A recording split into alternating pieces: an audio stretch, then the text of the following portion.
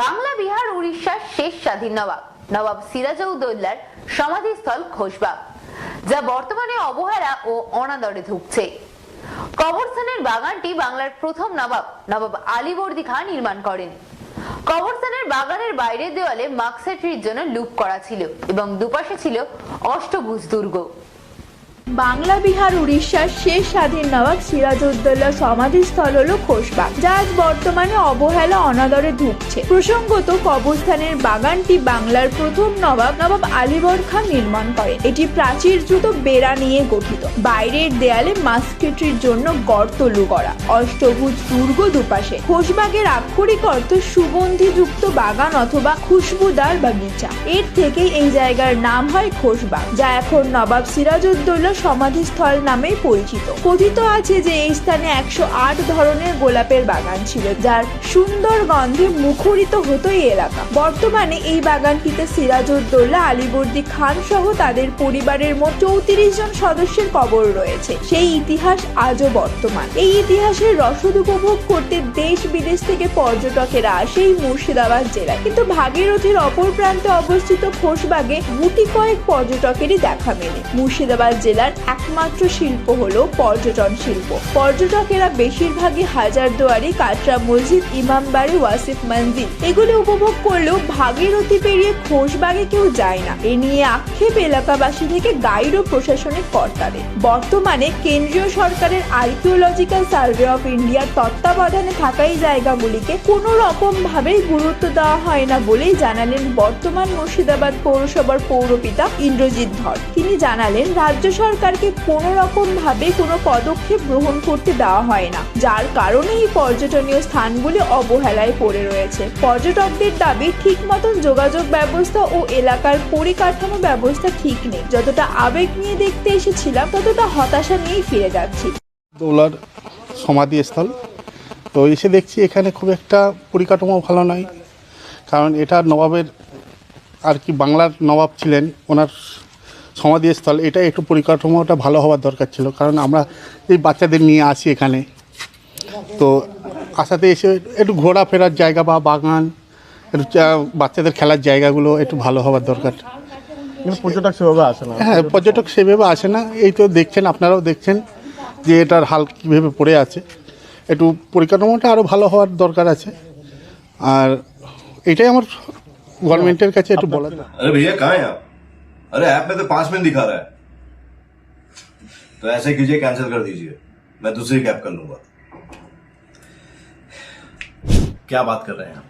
App में तो 500 रुपए दिखा रहा है, आप एक्स्ट्रा क्यों मांग रहे हैं?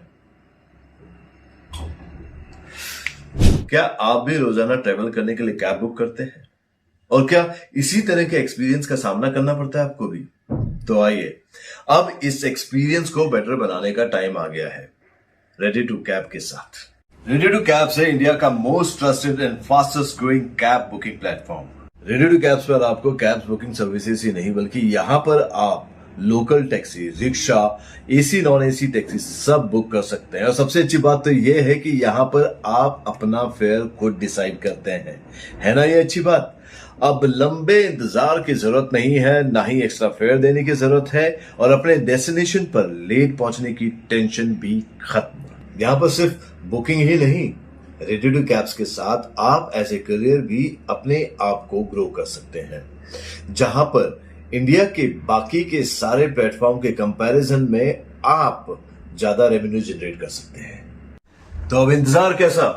बनाओ अपने कैब बुकिंग एक्सपीरियंस को बेटर रेडी टू कैब्स के साथ। आप इस ऐप को डाउनलोड कर सकते हैं प्ले स्टोर से या फिर ऐप स्टोर से, या फिर स्क्रीन पर नीचे दिए गए नंबर पर कांटेक्ट कीजिए। मिलते हैं। একটু বলার দরকার। অ্যাকচুয়ালি সমাধিস্থল এটা একটা শান্তির জায়গা। যেমন ধরুন মন্দির, মসজিদ, কবরস্থান এগুলো তো শান্তিরই জায়গা হয় না। এটা অ্যাকচুয়ালি বাংলা, বিহার, উড়িষ্যার শেষ স্বাধীন নবাব সিরাজউদ্দৌলার পুরো পরিবারের সমাধিক্ষেত্র। এখানে মোট 34 জনের সমাধি আছে। তো ঘটনা হচ্ছে, এই যে জায়গাটি অ্যাকচুয়ালি এই জায়গাটির সমাধিক্ষেত্র তো পরে হয়। প্রথমত সিরাজউদ্দৌলার দাদু আলীবর্দী খাঁ উনি যখন বাংলার নবাব হয়েছিলেন 1740 খ্রিস্টাব্দে, তখন এই জায়গাটিকে উনি বাগানবাড়ি হিসাবে তৈরি করেন। কিন্তু এটা অ্যাকচুয়ালি ইতিহাস কি বলে দেখুন, ইতিহাস বলে এই খোশবাগে 108 রকম গোলাপ ফুলের চাষ করা হতো এবং এই জায়গাটি সবসময় সুগন্ধিত ভরা থাকার কারণে এই জায়গাটির নাম দেওয়া হয়েছিল খুশবুবাগ। খুশবুবাগ নাম অনুসরণে এই জায়গাটির নাম খোশবাগ গার্ডেন অফ হ্যাপিনেস। আর এই যে সমাধিক্ষেত্রগুলো এগুলোও কিন্তু আলিবর্দী খাঁর জন্যই হয়েছে, কারণ আলিবর্দী খাঁর যখন বয়স হয়েছিল, যখন উনি অসুস্থ অবস্থায় ছিলেন, তখন উনি নিজের শেষ ইচ্ছা প্রকাশ করলেন পরিবারের সদস্যদের সামনে। সেটা কি, যে উনি মারা গেলে যাতে ওনার সমাধিটা খোশবাগে করা হয়। কিন্তু যেহেতু ওনার কোনো ছেলে ছিল না, তাই এই দায়িত্ব উনি তুলে দিয়েছিলেন ওনার ছোট মেয়ে আমিনার ছেলে, মানে ওনার দহিত্র হচ্ছেন সিরাজউদ্দৌলার হাতে। তাই সিরাজউদ্দৌলা নিজে থেকে উনি যখন মারা যান, দাদু ওনার কবর খোশবাগে প্রথম করেন উনি। পরবর্তীতে পলাশির যুদ্ধে 1757 সালের 23শে জুন সিরাজউদ্দৌলা যখন যুদ্ধে ওনার মাসির চক্রান্ত, মাসি বলতে ওনার ঘসিটি বেগম ওনার মাসি, ওনার চক্রান্তের কারণে যখন পলাশির যুদ্ধে হেরে যায়, তখন এদের পুরো পরিবারগুলো ইংরেজদের হাতে মারা যায়। তখন ইংরেজরা দেখলো যেহেতু আলিবর্দীর কবর খোশবাগে আছে, তখন ওনারা কিন্তু প্রত্যেকের কবর মানে একের পর এক যারা যেরকমভাবে ওনাদের কাছে মারা যায় তাদের সমাধি খোশবাগে করা হয়। দিয়ে লাস্ট অব্দি এই জায়গাটা সমাধিক্ষেত্র হয়ে উঠেছে পরিবার নিয়ে 34 জনের। এখন খোশবাগ বর্তমান পরিস্থিতি হচ্ছে যে, তো আগে খুব ভালো ছিল, আমরা দেখেছি এই খোশবাগের অ্যাকচুয়ালি এই যে পরিষ্কার পরিচ্ছন্ন সাফসাফাইয়ের কাজটা 2001 সাল থেকে হয়েছিল শুরু। মানে মুর্শিদাবাদে একটা বড় ধরনের বন্যা হয়েছিল, বন্যার পরপরই এখানে কাজের মানে পরিষ্কার পরিচ্ছন্নর কাজ শুরু হয়, মানে এইসব গার্ডেনগুলো পরিষ্কার পরিচ্ছন্ন। দিয়ে কোভিড-19 আপনার ধরুন লকডাউনের সময় যে করোনার যে মানে অ্যাকচুয়ালি মহামারী যে ব্যাপারটা, তার জন্য এই মুর্শিদাবাদ শুধু খোশবাগ বলা নয়, মুর্শিদাবাদ পর্যটক কেন্দ্র সবই তো ধরুন বন্ধ ছিল, বছর 3 মোটামুটি বন্ধ ছিল। বন্ধ থাকার কারণে প্রত্যেকটি জায়গা ধরুন সমস্যা দেখা দিয়েছে, মানে জংলা মানে গাছপালা আগাছা এসবগুলো হয়। দিয়ে আবার এসবগুলো নিয়ে সরকারের একটু নজর আসে, মানে এগুলোকে পরিষ্কার পরিচ্ছন্ন রাখলে ভালো হয়। তবু মনে হচ্ছে লকডাউনের পর যেদিন থেকেই হোক পর্যটক কেন্দ্র খুলেছে, আস্তে আস্তে দিনের দিন এগুলো নিয়ে পরিষ্কার পরিচ্ছন্ন এবং গভর্নমেন্ট আমরা দেখতে পাচ্ছি আমাদের চোখের সামনে অনেক কিছু কাজকর্ম করছে। মানে এতে কি ভালোর দিক, খারাপের কিছু নেই এখানে। কি উন্নত অ্যাকচুয়ালি ইতিহাস দেখুন, ইতিহাসকে স্বীকৃতি দেওয়ার জন্য অ্যাকচুয়ালি খোশবাগ, যেহেতু আমি এই জায়গাটার সম্বন্ধে আমি বলবো একটু, যেহেতু ইতিহাস স্বীকৃতি পাওয়ার জন্য, যেহেতু আলিবর্দী একটা সময় এখানে গোলাপ ফুলের চাষ করেছিল, তো আমরা গভর্নমেন্টকে অনুরোধ করব যে এই খোশবাগে মানে বিভিন্ন ধরনের গোলাপ ফুলের চাষ করা হোক এবং আরও কিছু মানে ভালো সৌন্দর্য গাছপালা লাগানো হোক, মানে এই জায়গাটাকে এক কথায় মানে সুন্দর করে তোলা হোক, এটাই আমাদের একটা অনুরোধ থাকবে। আর্কিওলজিক্যাল সার্ভে অফ ইন্ডিয়ার তত্ত্বাবধানে থাকা এই পর্যটনীয় স্থানগুলি পড়ে মার খাচ্ছে, কিন্তু কবে এই পর্যটন স্থানগুলি উন্নত হবে সেই প্রশ্ন আমাদের। নবাব সিরাজউদ্দৌলার যে কবর, এটা গত 2003 সালে তখনকার সরকার যারা ছিলেন তারা কিন্তু চেষ্টা করেছিলেন বিউটিফিকেশন এবং তার সুন্দরায়নের সাথে সাথে যে কনস্ট্রাকশনগুলো আছে আর্কিওলজিক্যাল সার্ভে অফ ইন্ডিয়া সেগুলোকে সংস্কারের জন্য। কিন্তু এই গত 3-4 বছর ধরে দেখছি যে আমাদের এখানে 10টা আর্কিওলজিক্যাল সার্ভে অফ ইন্ডিয়ার গার্ডেন আছে বা নিদর্শন আছে। সেই নিদর্শনগুলোর সাথে সাথে হাজারদুয়ারির ভেতর থেকে শুরু করে কাটরা থেকে শুরু করে এমন আপনি এক্ষুনি গেলে দেখতে হবে যে মুর্শিদাবাদ পৌরসভার যে ঘণ্টাঘরের উল্টো দিকে যে সিরাজউদ্দৌলার যে পার্ক আছে তার পাশে সাদা মসজিদের পাশে আর্কিওলজিক্যাল সার্ভে অফ ইন্ডিয়ার গার্ডেন আছে, হোয়াইট মস্কো গার্ডেন বলে, ওটা আর্কিওলজিক্যাল সার্ভে অফ ইন্ডিয়ার গার্ডেন ওটা। কিন্তু দেখুন গিয়ে যে অবস্থায় অবস্থান করছে, গ্রিলগুলো ভেঙে পড়ছে। ওখানে যে সুন্দরায়ন করা হয়েছিল, বিউটিফিকেশন করা হয়েছিল, সমস্ত গাছ ওখানে শুকিয়ে গেছে। একইভাবে হাজারদুয়ারির ভেতরেও যেখানে মদিনা ঘর আছে সেইখানেও বিউটিফিকেশনের জন্য আমার কাছে যেটুকুনি তথ্য আছে প্রায় 11 লক্ষ টাকা দিয়ে সেখানে বিউটিফিকেশন করার কথা ছিল। কিন্তু এই বর্তমান সরকার বা বর্তমান আর্কিওলজিক্যাল সার্ভে অফ ইন্ডিয়ার এদের অবহেলা এতটাই খারাপ জায়গা পৌঁছে গেছে। এই যে বললাম যে আমরা ব্যথিত যে গত 26শে জানুয়ারি বা 25শে ডিসেম্বরকে সামনে রেখে আমরা একটা চিঠি দিয়েছিলাম বর্তমান যে ইনচার্জ আছে। দেখুন, আমাদের উদ্দেশ্য খুব পরিষ্কার যে শহরে যত মানুষ আসে, যত ট্যুরিস্ট আসে, যাতে আরও বেশি করে আসে, তার জন্য আমাদের পৌরসভা থেকে কতটা পারবো এবং কতটা করতে পারবো। এর সাথে এখন কিছু করতে গেলে কিছু তো সহযোগিতা লাগবে। যেহেতু archaeological survey of India Tripoli gate এবং আমাদের দক্ষিণ গেট, এই গেটগুলো আমরা লাইট দিয়ে ট্যুরিস্ট যাতে আরও বেশি আকৃষ্ট হয় এবং ট্যুরিস্ট যেন দেখে যে শহরটা সাজিয়ে গুছিয়ে আমরা চেষ্টা করছি। কিন্তু অত্যন্ত ব্যথিত, ওনাকে একটা চিঠি দেওয়ার পর উনি বলেন, আমাদের রিপ্লাই দেয়, আমি দিল্লি পাঠিয়ে দিয়েছি।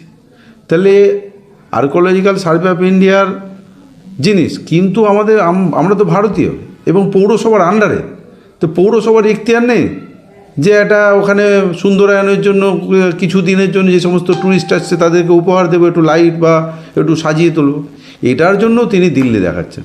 তাহলে আমাদের বর্তমান অবস্থান হচ্ছে যে উন্নয়ন করবেন বা ভালো কিছু ভাবতে গেলে আপনাকে দিল্লির কাছে দরবার করতে হবে। তো এই বর্তমান অবস্থায় যে আমরা দেখতে পাচ্ছি অত্যন্ত অবহেলিত আমাদের পর্যটন, যে আর্কোলজিক্যাল সার্ভে অফ ইন্ডিয়ার যিনি আছেন বা যারা তত্ত্বাবধানে আছেন তারা অত্যন্ত দুর্ব্যবহার, এবং এমনকি আমাদের এখানকার হস্তশিল্প, যে সমস্ত বেকার ছেলেপেলেরা আমাদের হলুদ মসজিদের আশেপাশে হস্তশিল্প বেচা কেনা করে, দেখুন ট্যুরিস্ট আসে, ট্যুরিস্ট খেতেও আসে, দেখতেও আসে এবং কেনাকাটাও করতে আসে, কিন্তু কেনাকাটার সঙ্গে সঙ্গে যে প্রচুর ভিড় হয় 1 জানুয়ারি, 25শে ডিসেম্বর, 26শে জানুয়ারি, ট্যুরিস্ট ভিআইপি গেট দিয়ে ঢুকছে, সাথে সাথে গঙ্গার পাড়টা যেটা আছে সেই দিকে যে হ্যান্ডিক্রাফটসের দোকানগুলো আছে, বেকার ছেলেরা যারা দোকান করেছে, যাতে ওই দিকে না যেতে পারে তার জন্য কিন্তু সেটা বন্ধ করে দেওয়া হয়েছে। আমরা বারংবার চেষ্টা করেছি, ডিএম সাহেবকে বলেছি, ওনাকে রিকোয়েস্ট করি, আমি ব্যক্তিগতভাবে রিকোয়েস্ট করেছি, এমনকি ওনার সাথে মিট করার জন্য আমি বলেছি। উনি আগেই আমাকে বলেছে যে আপনি গেট নিয়ে আমাকে বললে আপনি আসবেন। তা আমরা আপনাদের মাধ্যমে সরকার, দেখুন সরকার তো এই বিউটিফিকেশান বা এই হাজারদুয়ারি করার কারণ কি? ইতিহাসকে বাঁচিয়ে রাখা। এই ইতিহাস বাঁচিয়ে থাকার সঙ্গে সঙ্গে, বেঁচে থাকার সঙ্গে সঙ্গে লোকাল যে সমস্যা আছে সেগুলো সমাধান। আমরা লোকাল গার্জিয়ান, প্রশাসনের সাথে, পৌরসভার সাথে, এসডিওর সাথে কোনো আলোচনা নেই, উনি যা ইচ্ছা তাই করেন। এই জায়গাতে আমরা খুব মর্মাহত, অত্যন্ত ব্যথিত যে আমরা এই সরকার কি সত্যিই মানবিক? বর্তমান সেন্ট্রাল গভর্নমেন্ট বা আর্কোলজিক্যাল সার্ভে অফ ইন্ডিয়ার যে সমস্ত আধিকারিকরা আছে তারা কি সত্যিই মানবিক? আমার তো মনে হয় না।